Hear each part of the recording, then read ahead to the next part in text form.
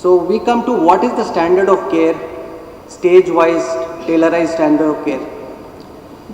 A trial which was done, the Aztec trial, it wanted to know whether there is any increased morbidity after doing lymphadenectomy, or does lymphadenectomy carry a benefit in early endometrial cancers, so that it should be done.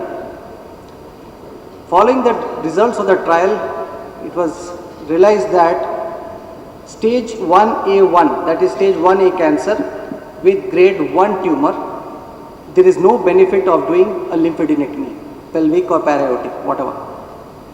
The rest of the surgery is the routine and the same. It could be done by either of the three procedures, robotic, laparoscopic or the traditional open. So in 1A1, pelvic lymphadenectomy is not done outside of a clinical trial. Then what about 1A2 and grade 3?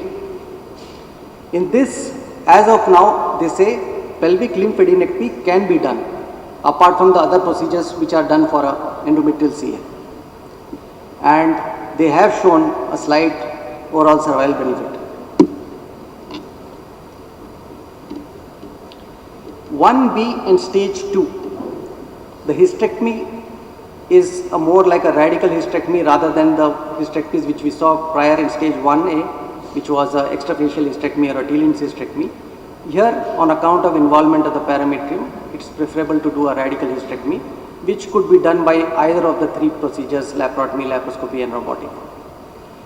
What the important thing here is to note is that a pelvic and a para-aortic lymphadenectomy is to be done. Pelvic is standard fairly, but para-aortic lymphadenectomy is important.